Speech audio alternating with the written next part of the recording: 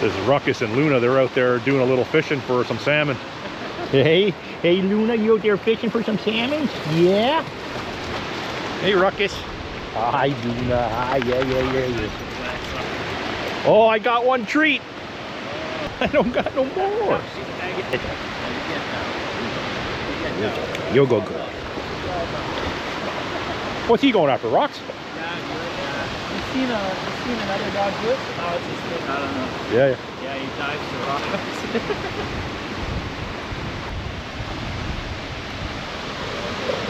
Look at the rock. Oh, well, get that. Oh, that's okay, man.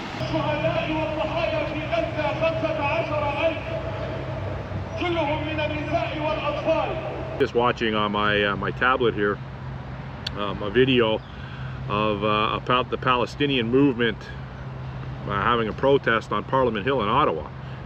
So in an attempt to explain myself to where I come up with what I'm talking about today, I brought a few of my books with me, and I'm going to try to use the books as kind of, I guess, like a proper demonstration.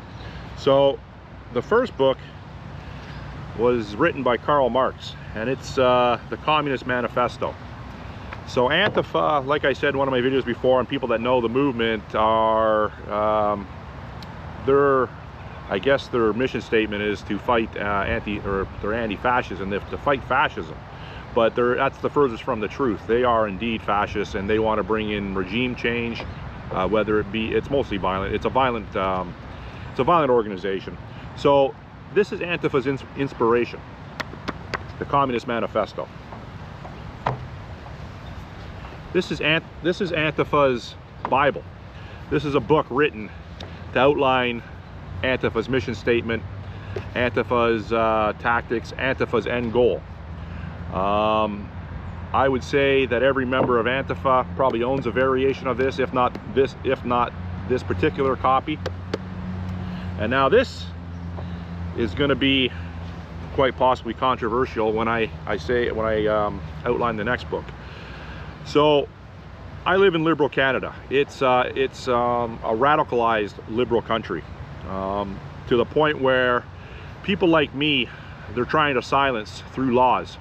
Tamara Leach and Chris Barber were outed as being the organizers of the 2022 trucker convoy, Freedom Convoy, and they received their sentences yesterday.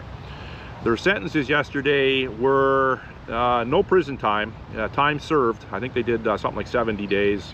Don't quote me on that, but they did a little time.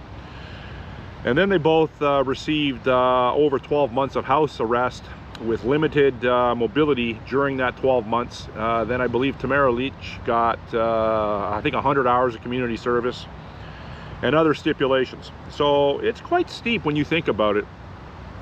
If you look at it from my perspective, if you look at it from people that follow this manifesto or this manifesto, they would probably want them put in prison and the key thrown away. But from my perspective, I find it harsh. They should have got conditional discharge with time served. I'm not a lawyer, I'm not a legal scholar, but I think that the process was a penalty. 3.5 years later, and the cost, I'm not sure they had, well, I'm sure they had to pay out of pocket for something, but I know they had a lot of crowdfunding and maybe some pro bono legal services, but that's not the point. The point is they were charged with mischief, which is a very low level blanket charge that they throw at people when they don't really know what to charge them with. So, you know, their legal fees must have been in the millions of dollars. They threatened to throw them in prison for 7-8 years. They threatened to take away Chris Barber's truck, to call Big Red, and to crush it. So they were very heavy-handed, sort of like a communistic type process. So I've alluded to it a couple times now. Mark Carney, Justin Trudeau. Justin Trudeau, it turned out he was too soft. Mark Carney is considerably more vindictive, considerably more malevolent. So this book here, Mark Carney's Values. Look at this book. I didn't read the whole thing, trust me. This book is not, oh, they're all nauseating, but this book is particularly nauseating. Mark Carney, in my estimation, is the North American head the North American president of this organization, ANTIFA. ANTIFA is funded and allowed to move almost unabated through Canada because of this guy. So that is pretty harsh to say. That, you know, for some people that might just be, you know, totally unbelievable. But for me, I'm at that point. I'm at that point where this guy is the head of an organization that Donald Trump deems a terrorist organization. Now, Mark Carney was down visiting with Donald Trump yesterday in Washington, and I'm telling you, it's a complete circus. Donald Trump can hardly wait for Mark Carney to get on his Canadian military transport Airbus to come down there to humiliate him. So yesterday, Trump, when he was in the White House, I don't know if it was the Oval Office or wherever they were meeting, but you know, Trump went on to embellish the fact that Carney was such a superior leader with you know, superior leadership abilities, superior negotiating abilities, superior business skills. You know, you can tell Trump was completely trolling him, and you can also tell that Carney, I don't know if he believed them, but it looked like he was having a good time down there, and it looked like Carney was watching very carefully what he said to Trump. He didn't want to piss Trump off any more than Trump already is with Carney being the head of an ANTIFA organization in Canada. So of course I called it 2 or 3 days previous. Carney was going to leave with nothing but a humorous press opportunity, photo ops, because that's all it was. Trump made some good jokes, I'll tell you. Trump is, he can be a very humorous person, whereas Carney can't be humorous whatsoever. Carney is, you know, he's a CEO of a business, and he was installed to finish Canada off from a financial standpoint and to enrich his holdings, his stock holdings, Brookfield Management. And so he went down there, Carney went down there on Monday. The meeting was yesterday, and then he's not leaving the US until today. So I imagine he has some other business to attend to that doesn't promote Canadian business or Canadian the Canadian future. He's down there for the sole purpose of enriching himself and the people that have installed him as a prime minister, the head of ANTIFA in North America. So in a nutshell, that was his second time to the United States. He's been to Europe, I believe, 5 or 6 times, in Mexico once, and by all accounts he hasn't attained anything from a beneficial standpoint for Canada. The final book that I brought with me today is War is a Racket. It was written in, I believe, in the late 30s by General Smedley Butler. He's a former general in the United States Marines, I believe, and he's a 2-time Medal of Honor recipient. There's some controversy with the Medal of Honor based on his own accounts, but to me, he is a hero. He outlined in this book here that war, in most cases, is set up for profiteers. It's set up to enrich the elite. It's set up to enrich the globalists. What this book outlined in the 30s is very pertinent today to what's going on. So that book, these other books that I read partially, I read the manifesto cover to cover. The ANTIFA book I went through, it's nauseating. The Carney book and the ANTIFA book, a lot of crossovers. They're both nauseating. This book here is very enlightening. So in Canada, we see this flag constantly. We see this flag. This flag is being rammed down our throat. The Palestinian flag. This flag here, the LGBTQ, whatever they call it, I can't keep up with the acronyms and whatever else they add to it. That's being rammed down our throats. That's being rammed down our children's throats. That flag you see everywhere. That flag is being misused as this flag is being misused. This flag here, which is the flag that I pledge allegiance to, this flag here is being ostracized, and it's being deemed a flag of division. It's being a flag of racism and hate, if you can believe that. Our national flag, you'll never see Mark Carney with a Canada flag lapel pin. I've touched on that before. You'll never see him with one of those. which is utterly disgusting, which ties in to all the organizations he wants to put in place to counter people like me. Patriot people, people with patriotism, people with national pride.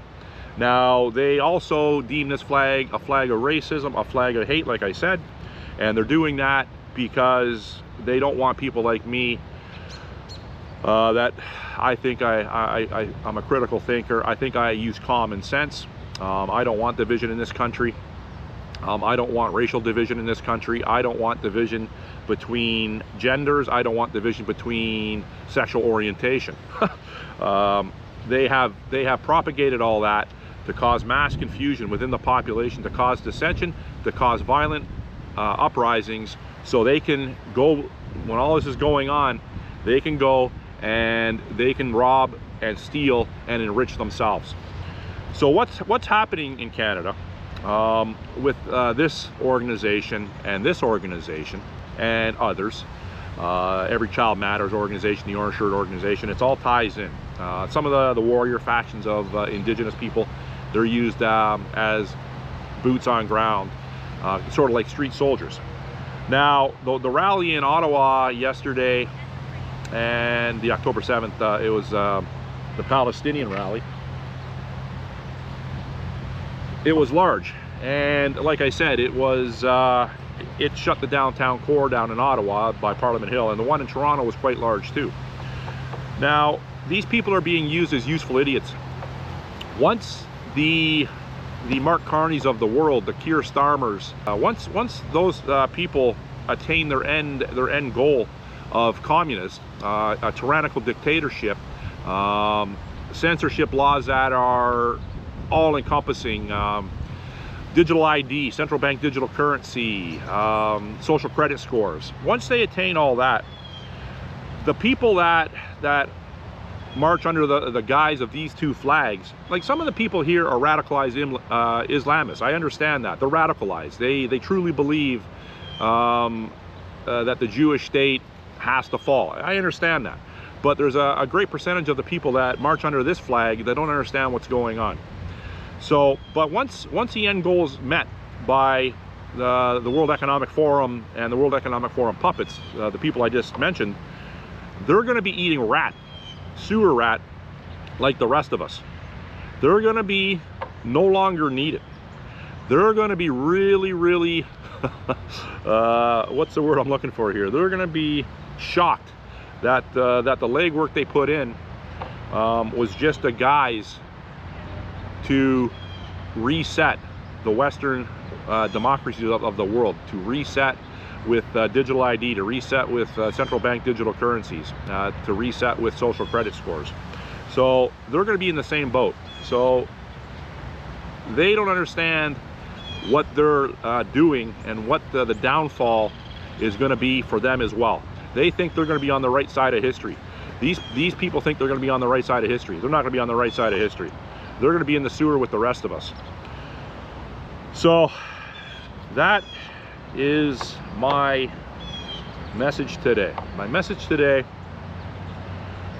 we got to start focusing on who is doing this to us, who has made the cost of living unaffordable, who has made the cost of everything.